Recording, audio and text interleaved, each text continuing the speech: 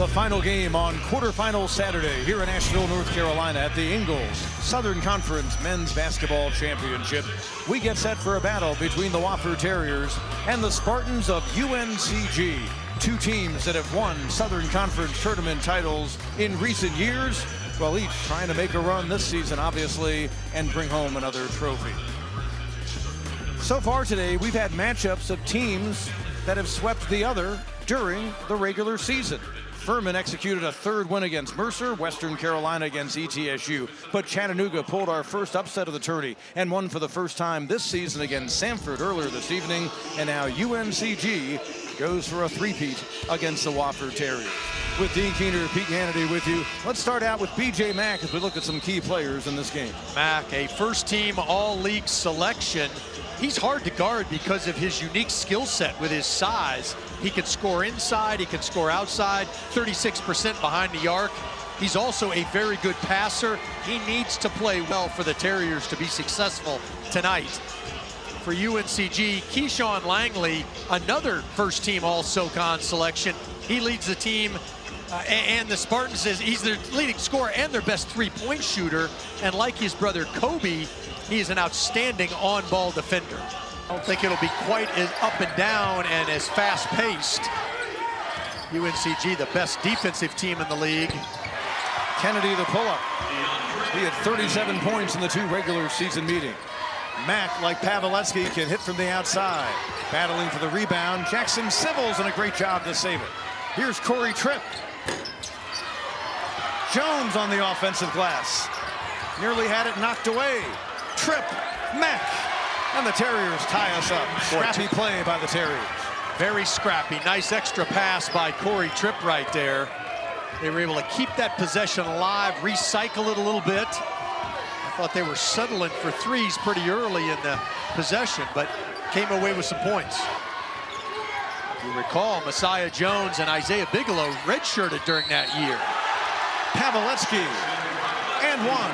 If you've never seen Jackson Pavletsky, you're in for a real treat. He's the freshman of the year for good reason in this league. Don't let the book judge the book by the cover, man. He is wise beyond his years and very talented. Let's send it over to Aaron Summers, the third member of our team. Aaron? Thanks, Pete. The UNCG coaching staff said it was actually a blessing in disguise that they lost their last regular season game. They said that it got the players' attention and allowed them to really focus in on some things that they needed to clean up heading into this conference tournament. They are coming in here with a little bit of a chip on their shoulder, and they're ready to win today. In the Southern Conference tournament, Tripp, Jones, rolls it over the front of the rim. Another good pass by Corey Tripp. He was able to get into the paint on the drive, come to a jump stop, and found Jones inside. Slida out to defend BJ Mack. Pavletsky, quick off the dribble. Money from downtown. I'm telling you, his numbers are fantastic, whether you're a first-year player or a fifth-year player. And he's almost 50 from the floor, 40 from three, 85 from the line. And he is really good. I can imagine that there are some Big Ten and Big 12 coaches that are wondering how they missed on him a year ago in the recruiting process. Kennedy didn't have to force, but he knocks it down from way outside. This game could be settled with the winner scoring 65 points. Mike Jones and UNCG down by one early against Wofford. Well, both teams can shoot it behind the arc. Pavletsky, the hot shot for Wofford. Kennedy, the transfer for the Spartans. Good one early. Early on in the 3 versus 6 game, UNCG and the Wofford Terriers here in Asheville, North Carolina. Fourth game on quarterfinal Saturday at the Ingalls Southern Conference Championship. Welcome back in with Dean Keener, Pete Hannity. As I was noting going into the break, I don't think you've got to get to 70 points tonight to win this game. UNCG, really startling numbers defensively, especially in points allowed per game, fewer than 65, and Wofford, a very good defensive team. Both are, absolutely. We know how good the Spartans are in the half court. Now they're showing some three-quarter court press, but 10-9 early with Wofford making some shots. Yeah, I think first one to 70 wins, but the defense is really going to have to make sure that they switch, that they limit things to one and done. it's a situation. I'll jump right to the do's and don'ts because I was going to talk about UNCG. They're going to need some help from the bench. They've got to step up, especially in the early rounds. And then for Wofford, it can't just be Pawelski and Mack. It's got to be all hands on deck. We've seen a little bit so far out of Jones and Tripp. Silas losing the handle. Pawelski, shot clock under 10. In a 12-all game. The spin by Pawelski. Gets the roll. The spin move and then enough spin on the ball to roll around the rim, a little victory lap. I'm telling you, he doesn't look like he can withstand a conference season, and what he's done is quite impressive. Filowich into the corner. The pump fake. Pawelski out high. Carson McCorkle, the Virginia transfer. Give him a three. I thought his foot was on the line. That's what he arrived at the Spartanburg school equipped to do. Tracy off the crossover, now goes to Kennedy. Kennedy from the baseline. What game he has. That's just a great one-on-one move right there. I mean, that's a play that scores over a lot of defenders in college basketball. Timeout on the court. Gonna take plenty for the Wofford Terriers to pull an upset on UNCG. They'll need a hero. Maybe it's Carson McCorkle. He certainly may be the guy that can do it behind the arc. But Keondae Kennedy has come to play tonight as well. Wofford up 3. But more on Dwight Perry from Aaron. Thanks, Pete. In talking to interim head coach Dwight Perry, he said this has been the most unique year that he's ever been around in college basketball, but it's been a really cool year because he's seen so much resiliency from his team. He said there were a lot of emotions in a lot of different places, and he just tried to pour into the players emotionally, mentally, and physically, and go from there.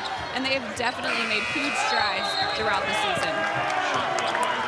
Chattanooga pulling the upset. Mack.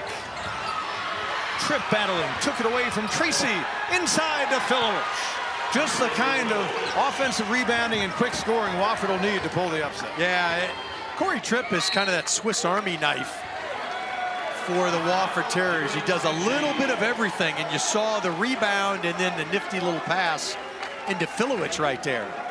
Well, Mack thought the three was going in, and then the long rebound, and watch that pass right between two Spartans. Great pass by Corey Tripp. We did the Furman game earlier and talked about J.P. Pegues, true sophomore, being the most improved player in the Southern Conference. We also thought that Corey Tripp is right there as a close second. The jump he made in the offseason and the commitment and how he bought into what he needed to improve on has been really, really spectacular. An improvement of roughly 8 points a game from freshman year to sophomore year for the Medina, Ohio native. Keep in mind the Terriers, a win tonight would secure another winning season for their program. They've had a number of those over these past 15 years. They split their final 6 games, but the 3 losses were in overtime. They've been ever so close to coming in here with a higher seed and having a much different look to things as far as the overall record goes. Kennedy, a catch and shoot. He is feeling it. In the opening half of play, Keondae Kennedy, his debut in Asheville, has 15 points. Smart move by Langley. Light of the offensive board. Kennedy, bullet pass. Brown Jones with the throwdown. Almost a heat check, but an unselfish pass inside for a better shot. Spartans by 3, Tripp for the tie.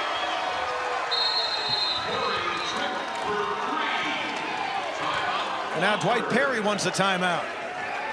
His team ties it, but perhaps this discussion will be about Keondae Kennedy and how to get in the way of the UNCG Spartan guard. How do you stop that guy right there? He is on fire. He's making it behind, and then the assist inside to Brown Jones. What can Brown Jones do for you? It's been the Keondae Kennedy show so far for UNCG. He has been absolutely fantastic. 3 of 3 behind the arc, but he's also done it inside. And he's assisted a couple of times. He's got 3 rebounds. Kennedy has scored or assisted on the last 10 Spartan points. A year ago, UMBC averaged about 15 a game. This season, about a point off of that mark, but just as much of an impact player in Greensboro as he was in the Baltimore area. And Abdul Salam gives it right back to him, denying a bucket by B.J. Mack. Brown Jones leading the league in highlights. That's his second impressive dunk. Wofford had an early 5-point lead. UNCG trying to add on to their 2-point advantage. We come up on 5 to go here in the opening half. Guy you're going to hear a lot about for UNCG, Donovan Atwell. Another guy off the bench, and he's just gotten better and better on a team with some veteran guards, the Langley twins, and then Kennedy coming in. Hasn't had the minutes of maybe others in the league as a first-year player. Mack driving on Leita that time, uses the glass. B.J. Mack had 48 points combined in the 2 games against UNCG. B.J. Mack. Leita done a lot of winning at UNCG in his time. Tries to defend Mack. Hard to do. Successful the first time. Mack then gets his revenge. He's so unique at that size. I mean, he's big, he's thick, but he shed some weight when he first got to Wofford a couple of years ago. But he's got guard skills when needed. 8 points for Mack, right at a time they needed him to get going. For Mohamed Abdul Salam, that's number 2. B.J. Mack and the Terriers trying to make it a second straight upset here at the Socon Tourney. We knew this was going to be a good one. We had a couple of all-conference guys. There's one right there. B.J. Mack inside. He's got his Terriers within 1. Pavletsky back out there. He got off to a good start. Mack had been the offensive threat of late. Turnaround, a throwdown from afar, if you will. It looked like Messiah Jones just kind of threw that into the basket with his left hand. 5th lead change. Terriers move back in front. Sometimes they don't ask how they just ask how many. Just got to keep it under control the last minute and a half. Tracy in transition. From the outside, Dante Tracy. 30% on 3-pointers this year. Spartans up by 4. 5-point game as we arrive at halftime. UNCG 20-5 went up at the break. They've led in most first halves this year. Wofford 3-10 when they trail at halftime. Spartans trying to make it a 3-game sweep of the Terriers and get to semifinal Sunday. Furman in Western Carolina and Chattanooga have already qualified. Will it be the Spartans or Terriers? Mike Jones, head coach of UNCG, joining Aaron. Coach, Keandre Kennedy has 17 points at the half. What got him going? You know, he's a big game player. I mean, he's performed for us all year, so we expect that from him, and we expect him to be aggressive. Points don't always go in, but we expect him to be aggressive. Defensively, how can you counteract Wofford's ability to get inside? Yeah, I mean, they're driving the ball on us too much. Then when they don't, we get a stop. They're getting the offensive rebound, so we got to be a little tougher defensively at that end. Thanks, Coach. Mike Jones had success in the Big South tournament, while at Radford last year it was a one-and-done for his UNCG team. He wants to take them deep this time. An aggressive opening half on both sides, as we thought. Jackson Pavletsky, Mikel Brown-Jones, their Socon Tourney debuts in a 5-point game at the break. Who will be our final team to advance tonight? We get ready for the second half here in Asheville. UNCG, the 5-point lead on the Wofford Terriers. Welcome back in with Dean Keener, Pete Hannity. We talked about it as the first half unfolded. UNCG up around 50% for most of the night. That's where they are as the second half begins. Wofford under 40% shooting from the field. You just kind of have a feeling that the Spartans should have a bigger lead than they do. Yeah, Wofford played hard. They competed. They only had a couple of turnovers. They out-rebounded the Spartans, but they only made 3 threes, and they didn't contain Keandre Kennedy. So, yes, you feel like the Spartans should have a bigger lead, but I think both teams a lot to talk about, and they both feel like they got a chance to win this game in advance. And therein lies the difference in the game. The UMBC transfer, Keandre Kennedy. What a first half he had. He put his team on his shoulders. 17 points over the first 20 minutes. He made 3 threes, several of them deep, but he also did it inside the arc as well. A couple of nifty pull-ups and then a terrific pass inside to Brown-Jones. He showed his whole package. 17 points, 3 rebounds, an assist, and he stuffed the stat sheet. Spartans trying to march on. You see the percentages. 54% for UNCG from the field. Wofford 38%. When it's that much of a difference, The team with the higher percentage should have a larger lead than 5 points, just based on a basketball stat metric that's been used for a long time. B.J. Mack right on Boss Lida. That is signature B.J. Mack on that move. It certainly is. He had 8 points. It's not like he played poorly in the first half, but he's got to be the man for Wofford here in the second 20 minutes. Erin Summers with more as she was able to talk with Dwight Perry, the Wofford interim head coach. Coach Perry said that obviously it's working going inside to B.J. Mack and others, but he said he'd like to create some more balance here in the second half. Go inside and then look out, hopefully get some clean looks from outside, as they're only 3 of 12 from beyond the arc in the first half of play. And then he said defensively they have to key in on Keandre Kennedy's tendencies, make sure they know where he's at, try to limit him and focus on getting those boards, limit their second chance opportunities. A stop by UNCG. Tracy out front. Dante Tracy hitting from long range. He's 2 of 3 from the game. Sia Jones 71%. He was off to a great start over the first 5 games last season, except for the season-ending leg injury. But here he is trying to push the Terriers past the Spartans. And here's Aaron with more. As you mentioned, Sia Jones dealing with a season-ending injury last year. He tore his Achilles, and even when he was medically 100% to return, he wasn't entirely himself until just about last month, according to Coach Perry. He said that's when he started getting his explosiveness back, the athleticism that they were so used to seeing. But he said the biggest stride that he's seen from Jones this season has been on the defensive end, guys. He has been resilient throughout his career as a Terrier. Been a tough 18 months for him. Filowich back on the floor. Jones out high. And Kobe Langley, Defensive Player of the Year. Jones defending. He's lucky he didn't pick up his 3rd foul. Getting it to Filowich, probably not soon enough. Working on Lida. And 1. Feeling muscular is the Manitoban. Kobe Langley, remember his twin brother Keyshawn, their top scorer, picked up his 3rd foul earlier. Tracy has been a good weapon from the outside. Light on the offensive glass. Tracy on the drive.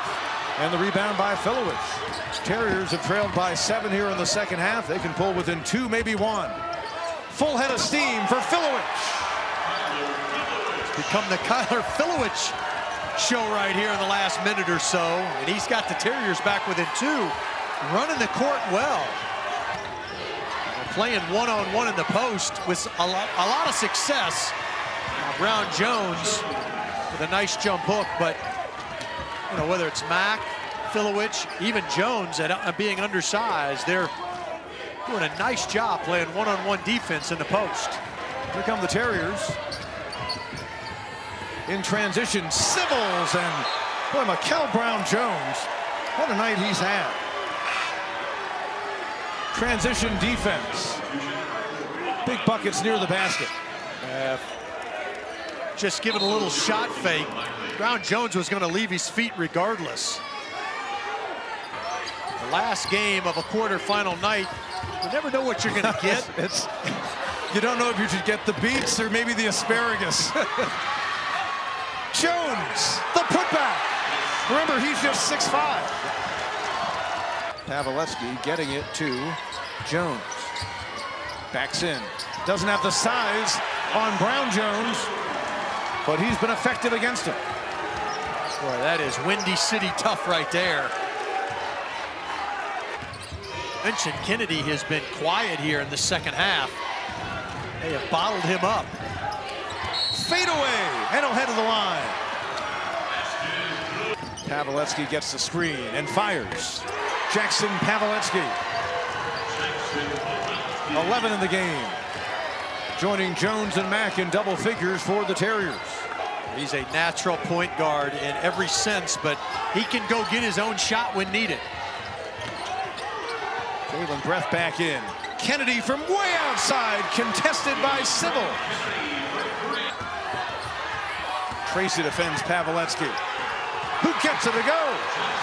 He shows some muscle. He bullied him at 175 pounds. It wasn't a Jake Stevens Incredible Hulk grimace, mind you, but it was a Paveletzky version of that. And he shows no emotion. The young fella just continues to play Every time we see him play, he shows us a little something more. 9 lead changes in this game. And a flurry here recently in the second half. Jones on breath. Senior against the youngster. The redshirt freshman didn't have an answer. Timeout is called. Wofford's lead is 3. Jackson Pavletsky. Young-looking guy. Mature talent. He was the freshman of the year for a reason. He could go against the best defense in the league and put it in the hoop. His Terriers are up 3. Here's a look at this Southeastern Freight drive of the game, and Jackson Pavletsky.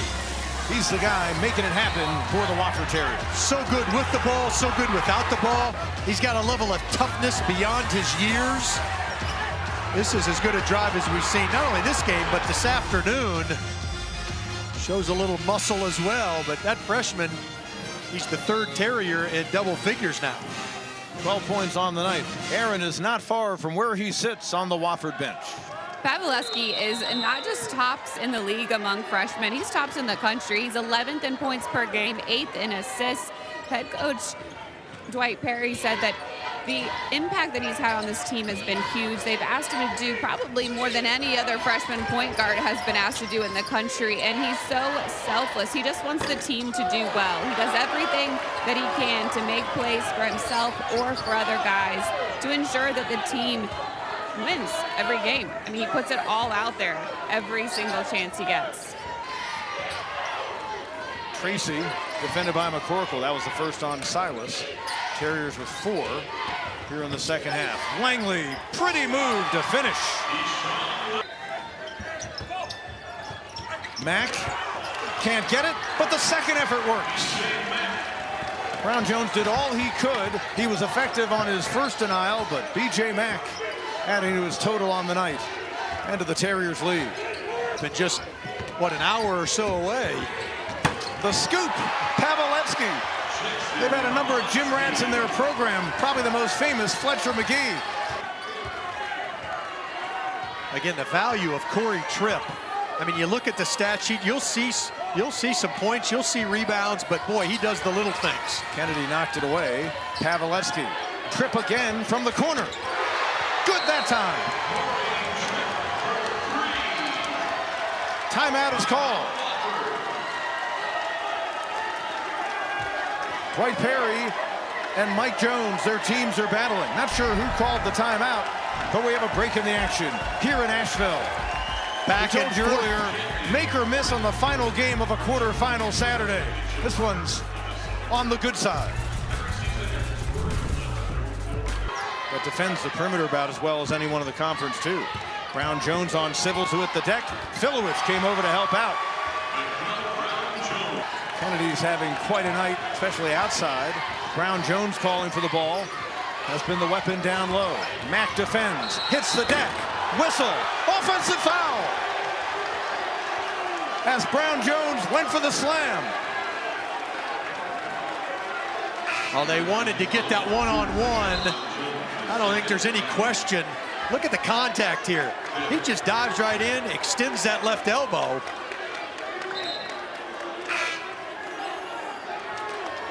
McCorkle, the foul. Kennedy from the line, 2 of 3 tonight, and we're tied. 25.5 to go. Uncg owns the possession arrow. They have 3 timeouts. Wofford with 1 remaining. He's the guy you want at the line. 26-point game for Keandre Kennedy. His coach, Mike Jones, will use the timeout.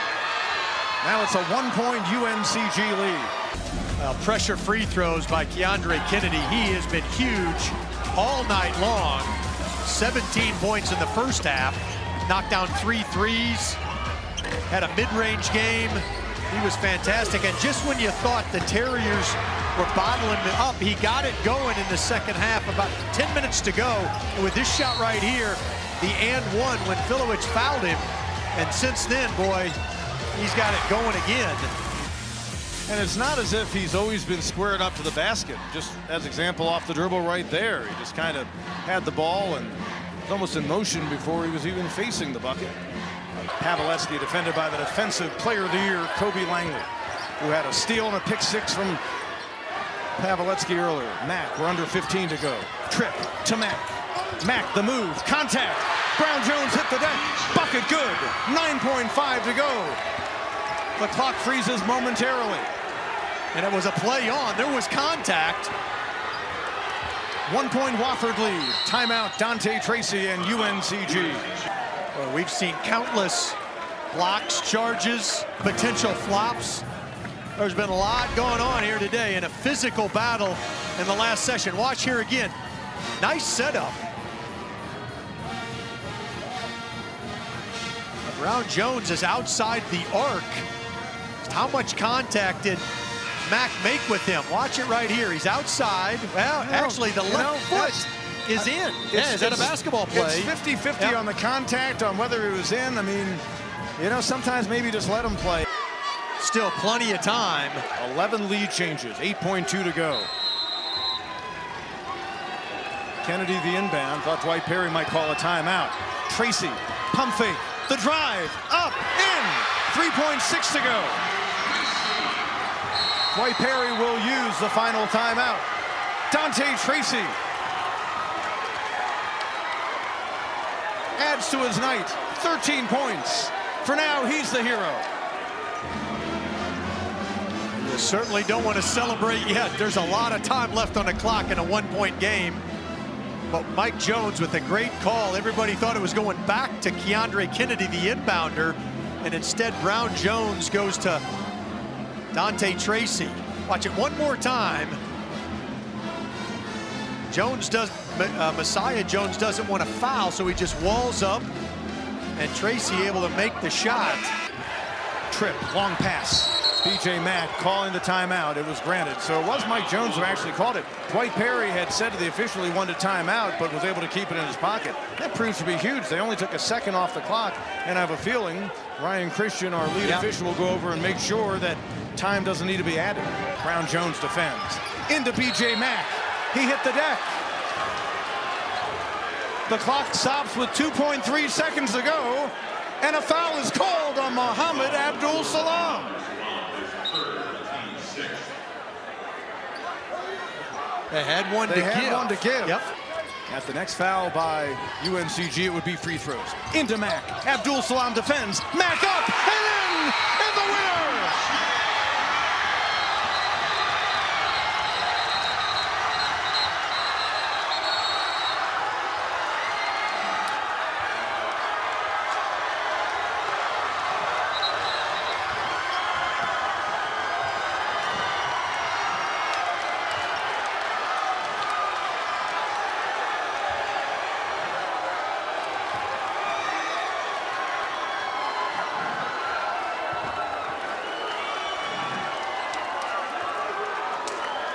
Keandre Kennedy, Dante Tracy have nothing to be ashamed of.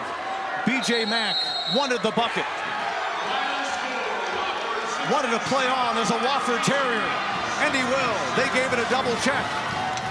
Wofford, the upset in the 6-3 game. What a battle it was for that guy, Keandre Kennedy, his best game as a Spartan.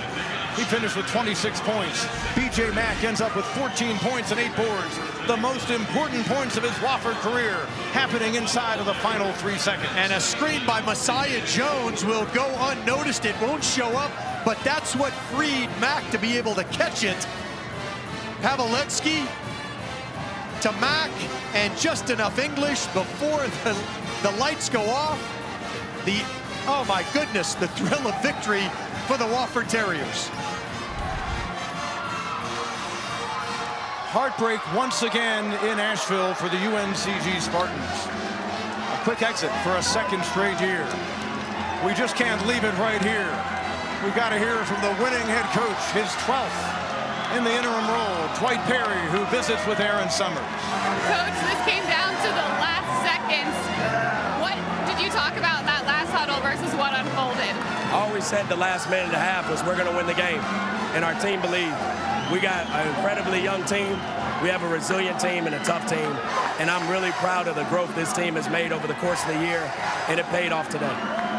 What did this young team show in the way that they've continued to fight in this one? They showed what they've showed all year, that they're tough, that they're resilient, that they care about one another, and it's one of the most special group I've ever been a part of, and I'm really fortunate, and I'm really happy that they got a chance to enjoy what they happened tonight. How special is BJ Mack, the guy that the only returner for this squad? He's incredible. BJ, I think he's one of the most unique players in our league. He can score anywhere on the floor, he can pass, he can rebound, and what he showed tonight is what our program already knows. He's a big-time player that can make big-time plays in those moments. Congratulations on advancing. Thank you. Pete. Many years ago in an early round Socon Tourney game, Ian Chadwick buried a jumper against Davidson to give Wofford a stunning upset win in Greenville, South Carolina. Tonight, the Terriers, as a number 6 seed, extend their season. It's BJ Mack, the bucket. Tenths of a second or so before the buzzer. Dwight Perry and the Terriers play on. Chattanooga won a thriller in the first game tonight. They took down Samford by 3. Wofford wins here, 67-66, a 1-point triumph. Just plain wow. What a fantastic day of basketball. There will be a lot of purple for sure during that first game, which should be exciting up and down. The underdogs win. I don't know that you can consider Chattanooga such an underdog with Jake Stevens, but you know what? This was what Southern Conference basketball was all about. BJ Mack, he's a first-team All-Selection for a reason. Not really a surprise. The ball went to him, and he was able to knock it down. UNCG 20-12, the Terriers 17-15. The Wofford women play at noon tomorrow for the title, hoping to get their first as they play Chattanooga.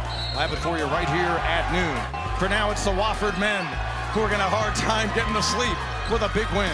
On behalf of Dean Keener and Aaron Summers, Pete Ganity, thanks so much for being on board today. This has been a presentation of ESPN.